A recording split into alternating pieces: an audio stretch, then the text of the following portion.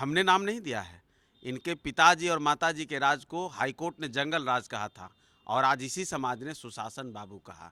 यही जो नीतीश कुमार जी का राज है वो सुशासन राज कहलाता था। एक तरफ तो जंगल राज और एक तरफ सुशासन राज। इस तरह से माँ बहन ये सब करेंगे और जब राज आएगा तो फिर वही मामा जान, फूफा जान, दीदी जान, ये जीजा जी, ये फलना जी, यही सब का राज चलेगा। नमस्कार, आप न्यूज फाउंडेशन देख रहे हैं। मैं हूं आपके साथ वंदना। राजनीति उठापटक के बीच मुख्यमंत्री नीतीश कुमार का यात्रा कैंसिल हो गया है। अब उनका तारीख और यात्रा का नाम दोनों बदल चुका है। जी हां, यात्रा का नाम प्रगति है और 23 दिसंबर से नीतीश कुमार यात्रा पर निकलने वाले हैं। हमारे साथ बात करने के लिए हैं राष्ट्रीय प्रवक्ता श्याम सुंदर शरण, हम पार्टी के।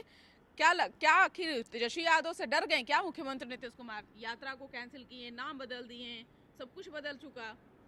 देखिए, अब ये तो आपका अपना मंतव्य हो सकता है। मेरा नहीं नीतीश है, कुमार, आरोप है कि आप लोग प्रगति नहीं बल्कि दुर्गति के ओर बिहार को लेकर के गए हैं। भाई जो बात कर रहे हैं, आप किनकी बात कर रहे हैं? जिनके बारे में दुनिया सब जानती है, जिनके माथे पे छपा हुआ है कि मैं वो तो नहीं कह सकता, लेकिन छपा हुआ है कि मेरे राज में सबसे ज़्यादा अपराध होता था। वो क्या कहते हैं कि मेरा डैश डैश डैश भ्रष्टाचारी है। ये तो लिखा हुआ है। तो ये तो उनको समझना चाहिए, आपको भी समझना चाहिए कि क्या बिहार की स्थिति, क्या दुर्गति का मतलब वो समझते हैं क्या? दुर्गति वो थी कि जब बिहार के किसी कोने से आते थे तो 10-10 घंटे लगते थे। आप एक ज़िले से दूसरे ज़िले में जाने के लिए सोचते थे।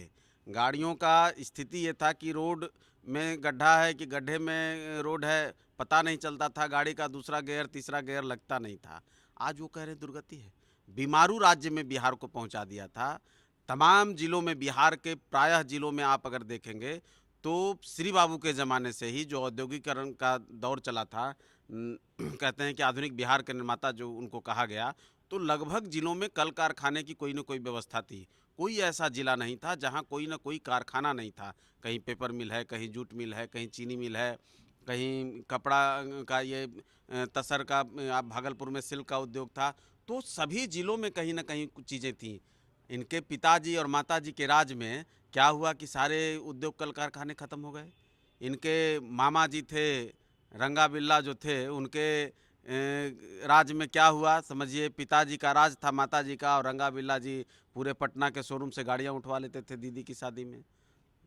सारे शोरूम से सारे सामान उठवा लिए गए।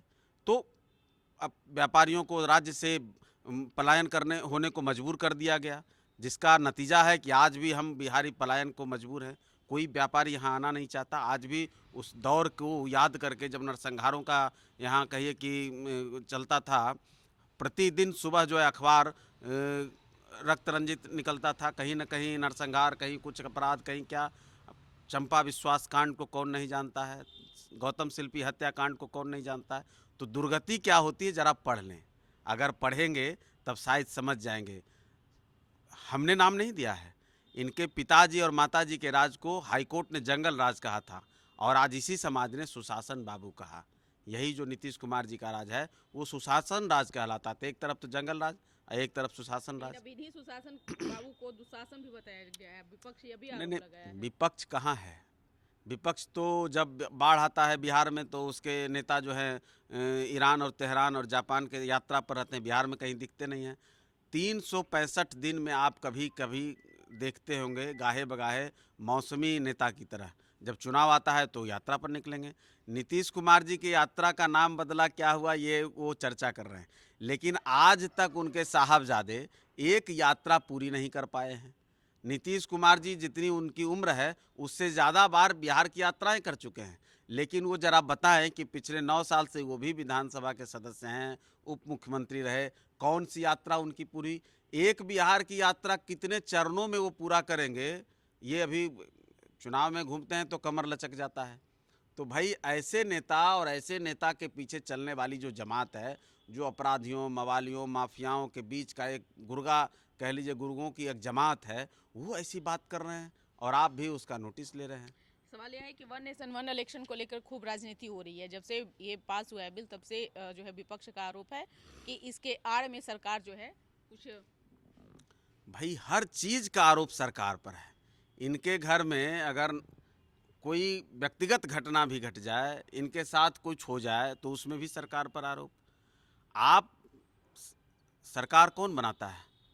जनता मालिक है ना। लोकतंत्र में आपको जनसंवाद करना नहीं है, लोगों से मतलब है नहीं, अपने विधायकों से, कार्यकर्ताओं से, जिलाध्यक्षों से जो बात नहीं करता, वो आम जनता से क्या बात करेगा? आप लोगों को भी आभास होगा कि कैसे मीडिया बंधुओं से या समाज के किसी भी बुद्धिजीवी वर्ग से कभी कोई वार्ता आपने सुना है क्या कि राष्ट्रीय जनता दल के जो नेता हैं या उसके युवराज हैं या नेता प्रतिपक्ष हैं, कोई ऐसी मीटिंग, कोई ऐसी वार्ता, कोई ऐसी बात एज ए उप मुख्यमंत्री भी, एज ए नेता प्रतिपक्ष भी कभी आपने सुना है? कुछ नहीं, गाल बजाना है। हमने तो देखा है कई बार वो प्रेस कॉन्फ्रेंस किए हैं। प्रेस कॉन्फ्रेंस किए हैं, वार्ता नहीं किए हैं। सवाल जवाब, एक कोई चर्चा, कुछ मुद्दे आपने पूछ लिए, उसका वो जवाब दे, वो तो दूसरी चीज़ है। लेकिन बिहार के प्रगति पर या बिहार के विकास पर या बिहार का जो वो अपना कह लीजिए कि ब्लूप्रिंट तैयार करते होंगे, जो मॉडल वो लाना चाहते होंगे, उस पर कभी कोई आप लोगों से कोई वार्ता बिहार के, छोड़ दिए पत्रकारों से, पत्रकारों पर तो एक समय इंडिया अलायंस ने बैन कर दिया था, आप लोग तो भूल जाते हैं। यही इंडिया अलायंस है, इसके मसीहा हैं ये लोग, जिन्होंने कितने पत्रकारों पर बैन लगाया। सरकार बैन लगाती थी, जब ये इमरजेंसी लागू किए थे तब इन्होंने पत्रकारों पर बैन लगाया, जेल में ठूसा, उनके साथ सवाल यह है कि आज जब क्या विपक्ष में तब भी पत्रकारों पर बैन लगा रहे हैं। सवाल यह है कि बिहार में जिस तरह से अभी एनडीए अलायंस है, चाहे महागठबंधन का अलायंस देख लीजिए, चुनाव से पहले सभी दलों में जो है कुछ न कुछ खटपट जो है वह शुरू हो चुका है। आप महागठबंधन पे आरोप लगाएंगे, महागठबंधन वाले आप पर आरोप लगाएंगे। सीट बंटवारे को लेकर के जदयू की जो भूमिका है वो बड़े भाई की भूमिका में दावा कर रहा है। क्या एनडीए के नेता मानेंगे?